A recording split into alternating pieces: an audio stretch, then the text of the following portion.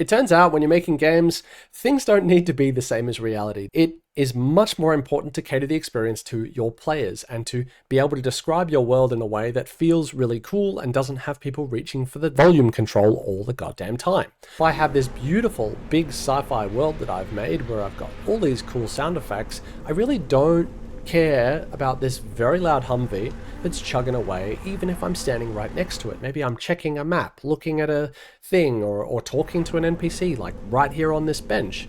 If I don't have focus attenuation, which is what we're going to be talking about today, I might find that this Humvee is just taking up the whole landscape, so I'll compensate by taking it down in terms of size, and then I might be here and not be able to hear it at all. Normally, we're probably used to thinking of attenuation as just a distance-based effect, being that if I walk further away, you can see my volume goes down on my Humvee, and if I come closer, it goes up again. But focus attenuation is to do with the forward vector of the listener. So what happens here is if I actually turn away, it will also get quieter. You can see it's at -17 right in the corner there. And if I turn away further, it will disappear altogether. You don't have to have it this dramatic. Matter of fact, I probably wouldn't have it this dramatic, but I thought it was a clear demonstration of the volume itself. This means that if I look away from an object, I can start focusing on something else, and I can have the attenuations feel really good, so that if I see the Humvee and I know that I've got to go up to it, I can start hearing it really nice and early. Right? It's already at -16, but if I turn away, it's going to go away again. The debug commands I encourage you to turn on will be this AU 3D visualize.attenuation. Turning that to 1 will show you the shapes if you have them checked on Metasounds. Turning your AU 3D visualize active sounds to either 3 or 2. 2 will give you the decibels like I have here. 3 will give you the distance, which is something I like to have on while I'm testing and developing my attenuations, just because visually a lot easier than hit and play 10 billion times. The other thing that you'll usually have to do is set your debug au.debug.display.x or y, one of them to some ungodly high value, because if I set this to the 200 or whatever it is to by default, for some reason turning on the attenuation spams you with these active sounds as well, and you can't turn off active sounds without turning off the attenuation as well. So I like to just set my display to like 5,000, which moves it away. You do need to remember to bring it back because you will never find that control or that command again. It can be very elusive to find. If you want to keep these attenuations on, you actually can't F8 out because it will disappear, and then you'll have to put it on again. So I will F11 because it's in full screen. I'll Alt-Tab away from it, and I've got my Metasound, which I can check the Enable Attenuation debug. Just open that up so you can see the game of control. Enable Attenuation debug, I've got that set to on. If I turn that off, you won't see the sphere at all. If I turn it on, you'll see the sphere.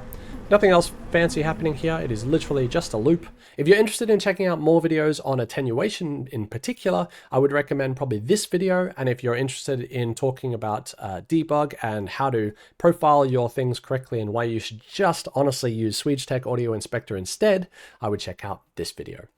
Looking at our attenuation for this Jeep, we've got simple enable volume attenuation because I do want it to get quieter and louder as I move up to and away from it.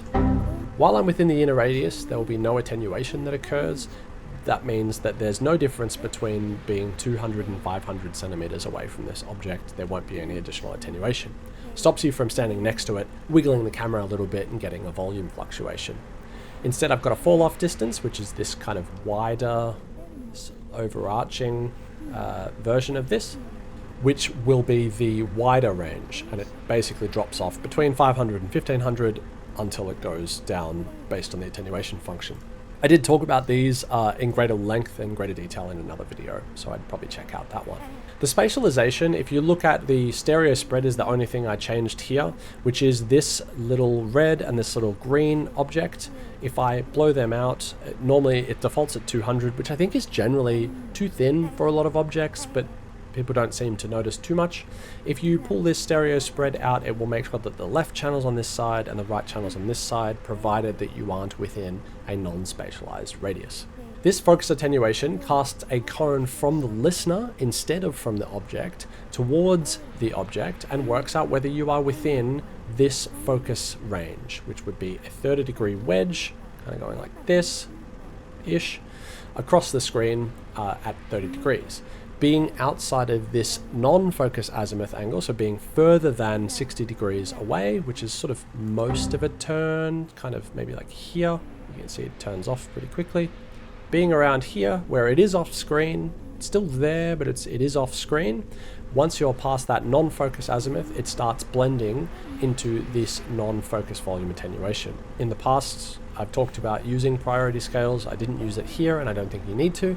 And I didn't use the distance scale either. However, there's a way to make distant sounds feel further away and closer sounds feel closer based on using your focus. For example, if I were to take my non-focus distance to 0.2 and my non-focus volume attenuation to 0.2, what happens here, if I set my active sound so I can see that decibel, means that as I get away, you can see it actually cools down a lot faster. And then when I get closer, or if I look at it differently, it will change. I like to not really use both distance and volume attenuation. I just find it a little bit confusing, but if you find a way to use it, great. This is pretty much all default, except you'll be on 1 here. The problem with this, and why I see it not being used, is people will turn on focus and then wander around and wonder why it doesn't change. It doesn't change in any way because everything is set to 1, whether it's focused or not focused. The fastest way you want to check that is just set your non-focus volume attenuation to 0, which should, if you've set up everything correctly and there's nothing else wacky going on here, means that when you're not focused, it should be silent, or rather there should be no Jeep. And as I get closer again, it will turn back up again. If you've got that far, it means you have focus attenuation set up and you can just start tweaking things. You could change your focus azimuth to be slightly wider or slightly thinner based on usually the movement of the character, the movement of the camera, that kind of thing. And it will just allow you to pull focus away from certain objects. For instance, this Humvee, really in focus, maybe it's very important that I'm looking at the Humvee, but then when I start looking away, I want to start focusing on these fountains and these objects up here, and I want all this stuff to happen. And then it's only like I start hearing the Humvee again, and I might go over there. Instead of having no focus attenuation, where you can hear that Humvee's a lot more present because I'm close to it, and I'm almost like I kind of want to move away from it because it just makes things sound a lot more boring. Like I'm not looking at it, but I hear it very clearly. And occasionally there is just a very loud sound that is right there, and it's really, really annoying. You only need to turn it on and then set your focus attenuation angles that you're after. If you find that it's too jarring, you can also turn on some interpolation just to smooth out over seconds for the focus interpolation, so that while I'm looking at something, I hear it, and then as I kind of start, if I start looking away from it, I still hear it and it drops off. And it's nice and smooth. That's another thing that you can use if you do need it, but I've found even just great results by having a big enough focus azimuth. Don't put this at like 1.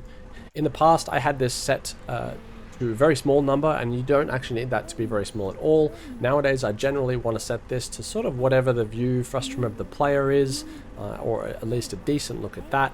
Setting my non-focus azimuth to, 60, even go even higher if I wanted to, where I don't really want it until I start being past this angle, because now it's 90 degrees off. Now I can, start turning it down from there.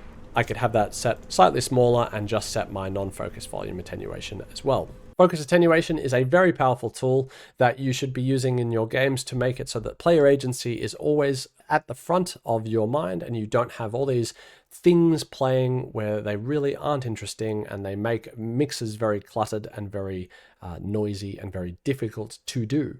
So check it out, and I'll see you next time.